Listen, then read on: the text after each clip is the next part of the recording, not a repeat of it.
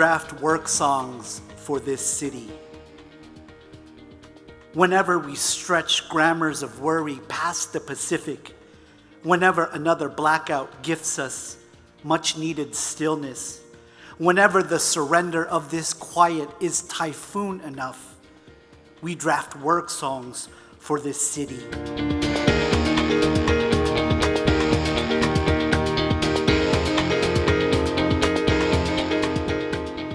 I'm Michael Klam. This is Conversations with Poets at the San Diego Public Library downtown. And this is our second season of Conversations with Poets. Our first poet laureate, Ron Salisbury, launched us last year, and we're jumping in again. We've got our new poet laureate, now a historical figure in literary arts for the genre, but also our place in the nation, Jason Magabo Perez. And I have to say, I'm thankful that the city sees poetry the way that we do, the value of it, that we've got a thriving community here in San Diego, and given you the post, right? You must have been, when you got the call, you must have been over the moon, and then maybe it hit you, oh boy, I got to put this thing together, right? What was it like when you found out that you got the job? You know, interestingly enough, I didn't think I got it. And so I had a conversation with the committee, the selection committee, and I felt confident about what I was able to relay in terms of my enthusiasm for this kind of work. As I've been doing this work for so long, and both inside of the space of higher education or academia, and outside of that. And so I had to sort of started to come to terms with the reality that I might not get it, and that was totally fine. And then I got an email that I got it, and I was with my partner, and I said, "Oh, I got it! Oh, here we go! Right? This is the opportunity," and my mind just started firing on all synapses, right? My brain started firing on all synapses, thinking of projects, collaborators, things that I've been wanting to do for years, to honor both the San Diego poetry community, but also to build a broader community, a broader literary community, or community through literature, I guess is one way to think about it. Do you have a dream project, something that when you found out you got this, that you want to carry out? Several. I'll talk about three. One of them is to plant the seeds or make some progress in developing a poetry center and archive housed somewhere around San Diego poetry. I just think that over decades, we've done so much work in terms of developing curriculum, holding workshops. We have all the ephemera and chapbooks and publications, stuff that the San Diego Poetry Annual has been doing. All of that, videos that are online, and makeshift printed poems on 8.5 by 11 white paper, right? We all have our personal archives around and doing writing poetry and organizing community for decades. And I think like having a spot, having an area or an effort to collect those stories and collect those reflections. I think it's just important for us to sort of celebrate each other and celebrate us. But I think it sort of gives a solid foundation for the future, and a solid foundation for folks who are out there organizing. Another project that I'm really interested in is around curriculum, or is around bringing poetry to the folks, right? Bringing poetry to the people, right? And I think if it's useful, right? I'm not going to assume that poetry is necessary for everyone if that's not sort of the way that they feel is most generative or most caring about sort of what they have to say or how they want to express themselves. But I am interested in doing a series of workshops through ethnic studies classes in the San Diego Unified School District. We have some really important context that sort of emerges out of the passing of two recent laws to make ethnic studies a requirement for high school graduation and a requirement at the CSU, where I'm a professor at CSU Assam. So, In the city's description of the job, they say, most importantly, the poet laureate is the city's poet, Right. a civic poet, the people's poet. right, Yeah. right. And so you're thinking workshops, events, bringing community together, and a historical piece, right? Yeah. I think being able to do all of those things. I mean, as a scholar, I'm an interdisciplinary scholar. I'm interested in the question of the archive and what archives exist and what don't what archives don't do exist and don't exist. How we assemble those, how we gather those, and how what currency those have for those archives have, or what how those archives can generate new knowledge and new stories of how we sort of move San Diego poetry, honor it, and sort of move it into the future, right? And sort of not necessarily as a sort of to preserve it or fetishize it, but to really give love to all of the work that all of us have been doing for so long. And go all the way back, right? How about the Freedom Riders and Che Cafe? Right. That period of time. Right.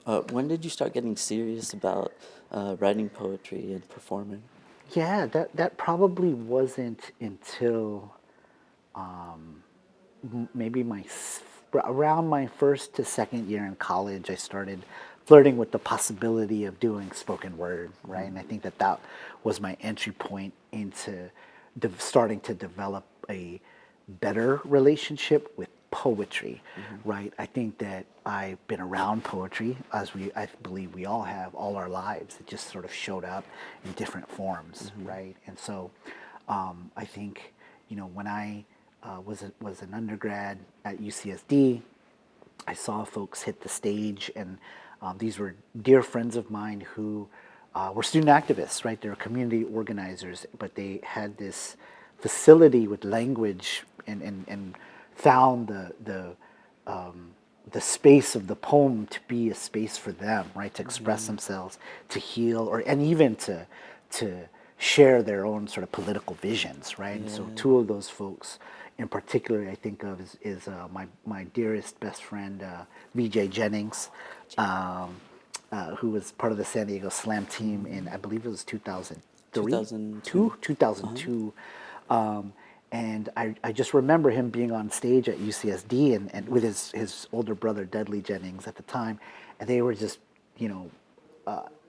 just not just great performers, but again, like I said, their facility with language, their intimate relationship, and their skill and geniusness and sort of flipping language. And it was sort of a mix of like reading the most sort of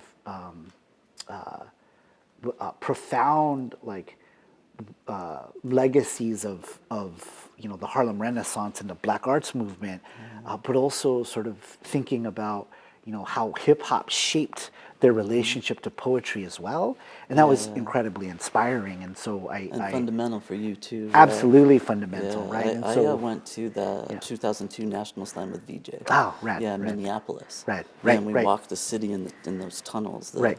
the bridges, right? Right. Yeah, I love VJ, man. Right. Your mom, hip hop is fundamental for you, right? Yeah. And your mom said, I wonder, or you wrote, I wonder if you two think about when your Filipina immigrant mama said to you, I like that Tupac because he loved his mom.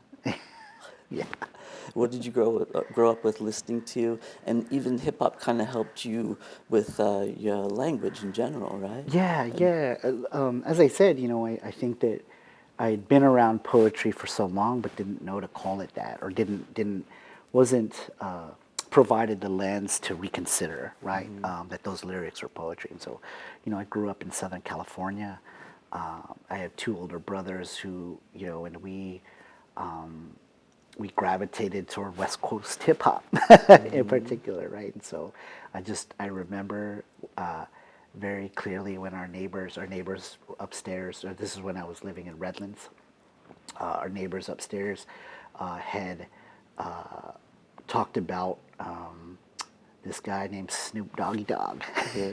And they were from Chicago, but they were getting into like West Coast rap, and he said, "Hey, look out for this guy Snoop. He's from Long Beach. He's gonna be dope." And it was, and then his track on the Deep Cover soundtrack came out, and it was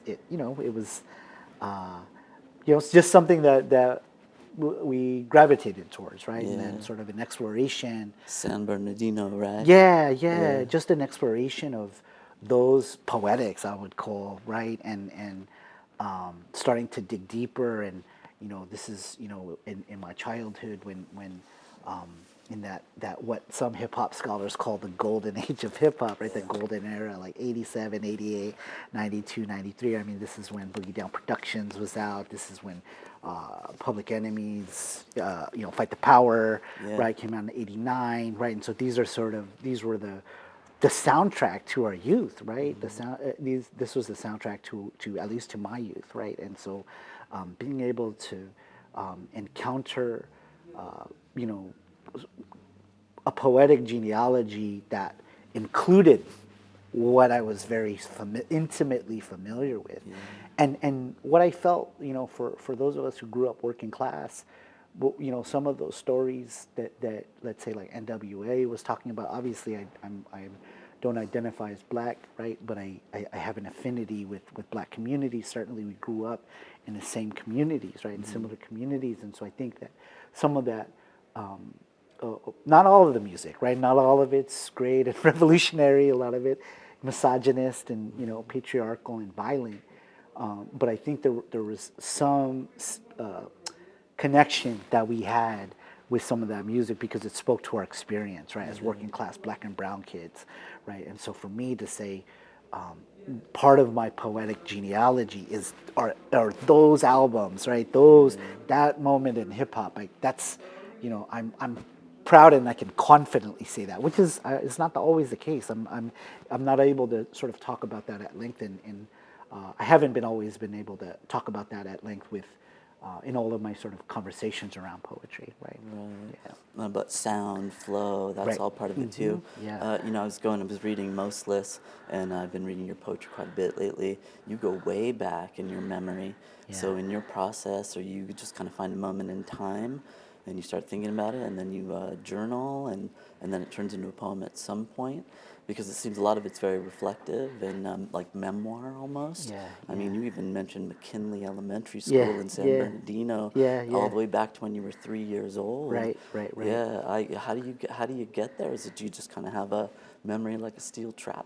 Yeah, to some degree, I think I maybe my long memory is way better than my ability to be present. I think that there are things, images or sensory experiences that stay with me, that are archived like in my body, right? And so, and sometimes I'll just if it comes up somehow, if something is triggered throughout a day or inspired, and I say, oh, I thought about this. I'm thinking about this now, and it's all coming back to me. I'll journal about it, maybe turn it into a poem, turn it into a short story. I like to skirt the line between all of those genres, right? And so giving me a little bit more freedom to maybe think about what it is I'm trying to articulate. Because it might not even necessarily be the details of the story, which are the things that I recall, but it might be what the feeling of the story actually conveys, right, or what it transmits, right, and that's what I think it's a lot of feeling through the past, and which is why I'm so interested in history and the rewriting of history and archiving and sort of things like that, because there's to me it's a it's a deeply emotional and affective experience to remember and think through the past, which I can't always do, right? Because some of it's traumatic, right? And I don't want to go into those spaces all the time, Yeah. Can I read a little bit of your poetry? Yeah, please. I dream of you on an escalator, hitchhiking on the side of the road, on a Berkeley street corner, somewhere along the endless I-5, the grapevine. The moon is a velvet skull, and nighttime is seaweed and manila smoke. Who is that for? That is for the late Pinay feminist activist poet Joy De La Cruz, our dear, dear Joy De La Cruz, who was part of our spoken word collective, the Freedom Writers Collective. She was one of the early poets in San Diego that I encountered on stage, and I was a huge fanboy of Joy's work, and I would follow her, and then we became dear friends, like brother and sister, and we would travel some of the San Diego poetry scene together, and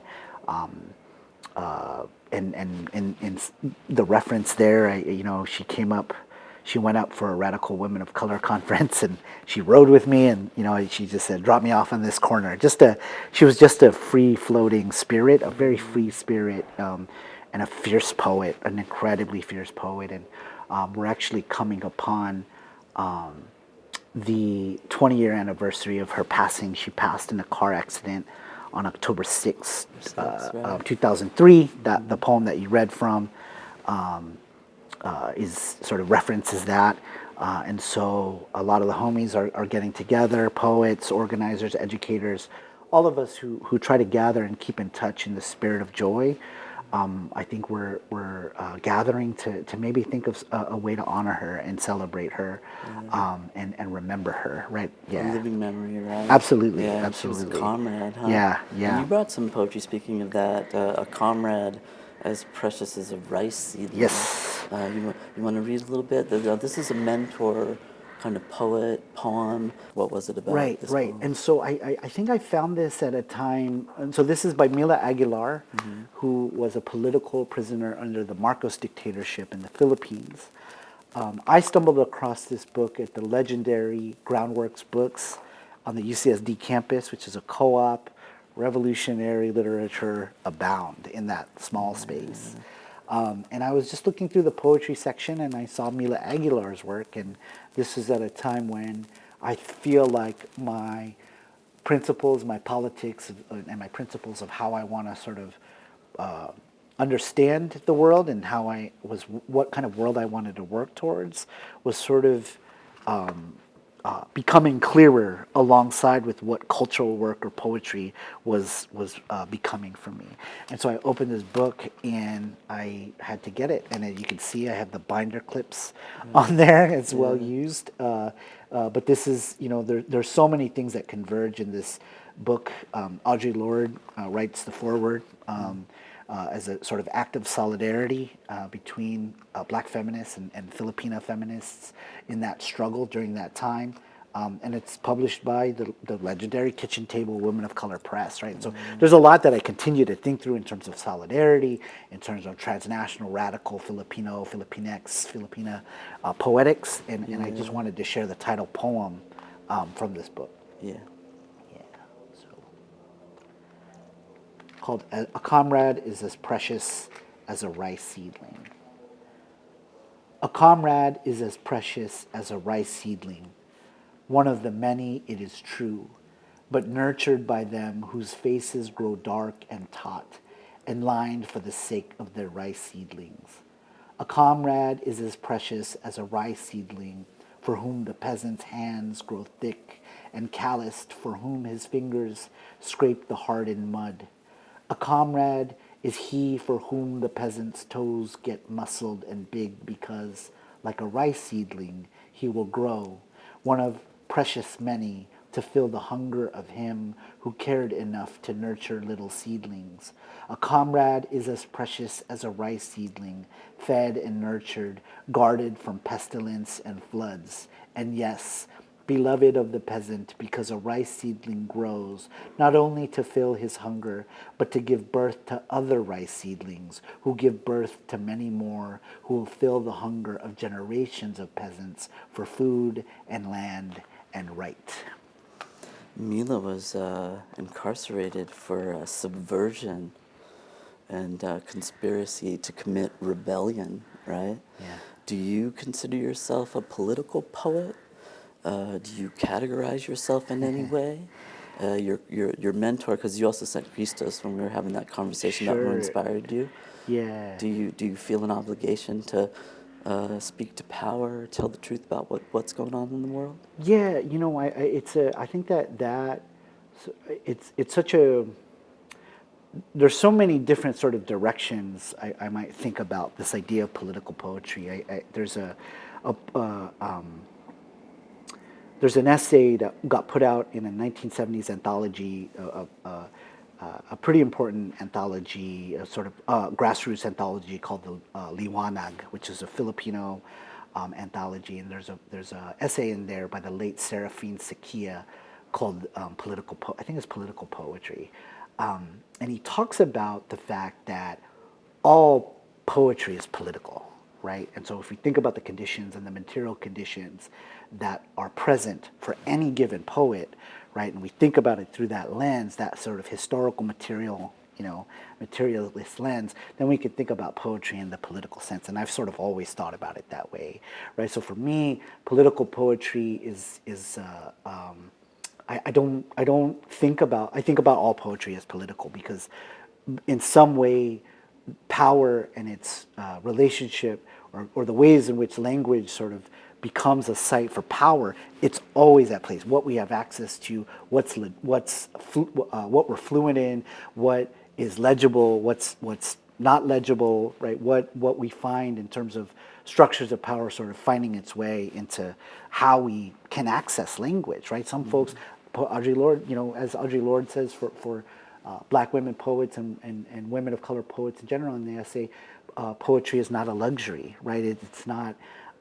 There's a hard-won sort of struggle to find one's language, right? And, to find the appropriate language to articulate oneself. And so the other part of what you're asking, I think too, that's really interesting is I thought about as I was coming up, or as I was sort of finding myself within the space of poetry, I thought that it was my responsibility to speak back to power, right? That I was going to write these poems that sort of challenged power. And then I realized that that wasn't necessarily the only way to do the work that I wanted to do in terms of thinking about these larger ideas around self-determination and autonomy. And so much more, maybe not recently, maybe within the last decade of my writing practice, I've been thinking about not speaking back to power, but speaking to people,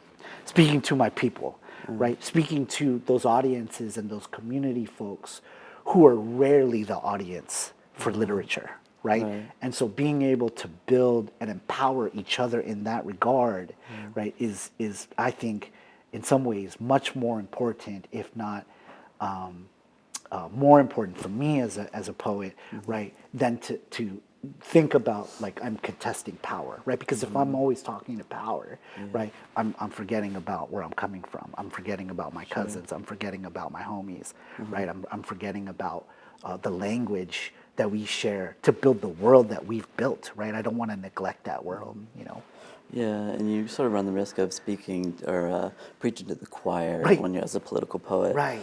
There's a slam poet named Lem, who's got this great line about how you shouldn't write poetry to be liked, but because it's necessary. Right. Now, when you are talking about your community, did you grow up speaking Tagalog? I did not. No, You did no, not. no, Okay. no. Did you have it in your house and in your Yeah. head? And Yeah. I gotcha. And how is that part of your writing today? Do the sounds have something to do with the way you write? Yeah. I'm fascinated by how sort of language and the how language reaches these other registers that aren't about sort of intellectual, that aren't always intellectual or about intelligibility, right? And so I grew up in Southern California, so like Barrio Spanish is also deeply inside of me somehow, you know what I'm saying? And so, and other working class forms of like West Coast, Black English, you know what I mean? Like that, those are a part of me as well, and just sort of because it's sort of shaped how I accessed, encountered, and interpreted the world, right? In addition to what was going on in my home, English, right? Of course, a kind of a colonial English, right? That sort of was a result of a violent colonial regime in the Philippines, U.S. colonial regime in the Philippines, but also my mother and my father communicating in Ilocano, which is another Filipino language, but my mom also being someone who is from a region that spoke very deep Tagalog, right? And so I have words that are in my memory, right? And I think that, it's both the sound of the words, the way that verbs are conjugated, the syntax, the patterns, right? I'm trying to sort of think about how those, gravitating to those, and not necessarily trying to become. I'm still a visitor to those languages, right? For better or worse, right? And so I think being able to pay attention to the patterns and the way those languages operate as much as I can. I did study Tagalog in the middle of my MFA years, right? In the Philippines, right? And so being able to see how those language patterns, those sounds impact what I do with the English language, right? Because for me, I think I've said this in a previous in previous conversations, and I say this to my students every semester. I was like a B minus C plus student at best in English. The high end, below average. In English, right? And so I never felt I had a healthy relationship with whatever was being conveyed to me as like the English language.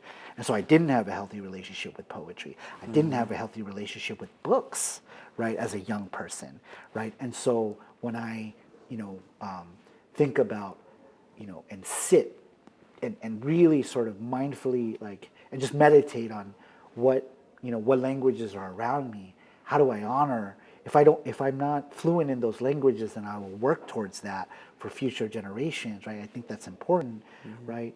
But for now, how am I engaging that, and sort of what is that teaching me about sound? What is that teaching me about syntax and structure? How does it open things up for me and empower me to say, somehow my English, right, or the English that I know, actually, the genealogy of that is actually not even English. Do you know what I'm saying? Right. So, how that makes it to the page, I like to think about that, all the time, right, in my craft, Your MFA is writing and consciousness, right? yeah. Got the writing part. Tell us about what is the consciousness part? I think it was in some ways a traditional MFA program.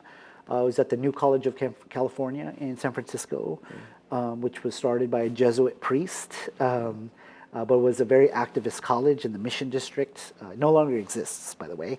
But a lot of so there are two programs, MFA programs, writing programs there. There was the MFA in Writing and Consciousness, and there was the MFA in Poetics. And that MFA in Poetics actually was a site through which a lot of the sort of San Francisco Renaissance poets sort of came through, right, to teach and stuff like that. Our program was a little bit more geared towards a contemporary MFA program. I was trained in fiction, actually. Oh, yeah. Well, I was actually trained in cross-genre writing, but my thesis was long short stories, right? And so, but I think the consciousness part out of that education came when we really engaged critical theory, right? And I don't think that other MFA programs don't do that, but I think that there was a move to really emphasize what it meant to think about your work and not to romanticize the author as sort of an individual sort of genius, right? But to think about your work in the context of a broader conversation, critical and creative conversation. I think that that's where some of that consciousness come from. I think it was inspired by certainly the building of the History and Consciousness PhD program at UC Santa Cruz, right? But it wasn't necessarily a one-to-one sort of correlation. Gotcha. Yeah. Did you live in the Mission District? I did not. You did not, yeah. No. It's an interesting place. There's extraordinary street art, right? And you've got $5 million lofts, right? And then quite a bit of homelessness and addiction on the street. Right. Yeah, the Mission District is a trip. Yeah. It's getting that. Man, San Francisco has changed a lot. It has. You know? It definitely has. has. Yeah, it's changed a lot. Yeah. I lived in Oakland actually when I was up there. Yeah. I learned a new word in Mostless. Ipis. Oh, yeah. You know, I used to live in Ocean Beach on Yeah. Cable Street, Yeah, right? yeah. And we had a lot of ippies. Will you read a little bit from Mostless? Do you Sure. have want to share an original poem, Sure. or anything? Yeah, I'll read a short piece about my grandmother, actually. I think she's feeling called to it. Or about my grandmother for my cousins, actually. So it's called Learning to Suppose for the grandchildren of Fortunata A. Perez. Suppose Nanay Filing pours warm Michelob into a free McDonald's Garfield glass and lets it chill in the refrigerator. Suppose Nanay Filing wakes up earlier and earlier, turns on the stove and fries canned corned beef, and then adds eggs and more salt and more pepper. Suppose Nanay Filing drinks the chilled Michelob, eats the corned beef and eggs with day-old rice, then steps outside to smoke her cigarette backwards. Suppose Nanay Filing changes from one thinning duster into another thinning duster, puts on her tennis shoes, and anxiously awaits to go to Las Vegas or a local casino. Suppose Nanay Filing is watching The Price is Right, Supermarket Sweep, Jeopardy, and Wheel of Fortune, or for some reason, a lot of boxing. Suppose Nanay Filing is relighting the candle for Lolo Panyong, the pancit on the altar, hardened, the bibingka now cold and full of ants. Suppose that despite the Alzheimer's, Nanay Filing never really forgot anything, never sat there jittery, never irritated our parents, never asked the same questions over and over. Suppose Nanay Filing is here right now in her tiny bedroom, the scotch-taped palm fronds from that long-ago Palm Sunday still rustling, empty Michelob cans on the dresser. Suppose Nanay Filing is calling for us and saying, suppose you will gonna walk to 7-Eleven and buy me a chocolate and Hall's candy and crossword puzzle. Suppose Nanay Filing pours us and herself again warm Michelob into washed and reused flimsy styrofoam cups, and when we all raise our cups to toast, we realize that Nanay Filing is grinning because she has already finished hers. Love that poem. Yeah, family, right? Yeah, grandma. You dedicated that book to your resilient parents, your lovely, resilient parents.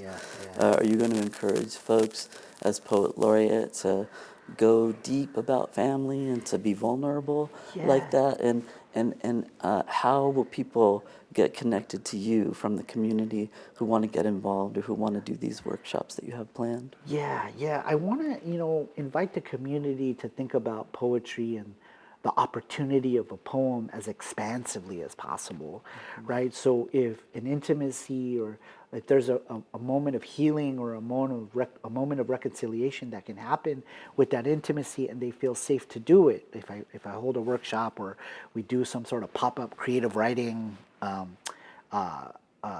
train ride or something like that. These are some of the things I'm thinking through, right? If they want to go into that intimate space, I want to make sure that I'm ready to support them as well, right? If they don't, that's absolutely fine. I think that we can also play with language in ways that are that are still healing and that still give us a sense of empowerment, right? And so I'm still only a month out of the announcement of me being the Poet Laureate. And so I'm sitting with some ideas. I have a lot of ideas. I'm a Gemini, so I'm always firing, got so many ideas. And but I think, I'm thinking about long-term, sort of planting the seeds for long-term and sustainable poetry education sort of initiatives through schools and outside of schools. But I'm also thinking about, the rough draft, experimental pop-up, collaborative and collective experiences. And so I was just talking about this with someone else, another San Diego Arts Commission person, Jonathan Gluss, about the idea of just hopping on the trolley with folks and getting lost and gathering the data and writing to and for and about San Diego, and this is our city, Trolley poetry. Trolley eh? poetry, absolutely. Poetry So, crawl. right? So, like Ted Berrigan has this really this poem. I think it's called "The Train." So he wrote this. I think it's a sonnet, right? He has this poem. I was introduced to it in grad school, but he has this whole book. It's like a notebook of this one day. I think he wrote on the train, and it's full of stuff. And it's sort of he just gathers all of it and whittles it down to this like precise, beautiful poem. And I think like that has been I've done that exercise with students, and I would love to do it with a larger community in San Diego. I've got a couple train and trolley poems. Oh, rad. Headed Rad, down rad. to Comic-Con on Yeah, the trolley, yeah. Awesome. So are people going to be able to, I know the city has a page for you on the website. Yeah.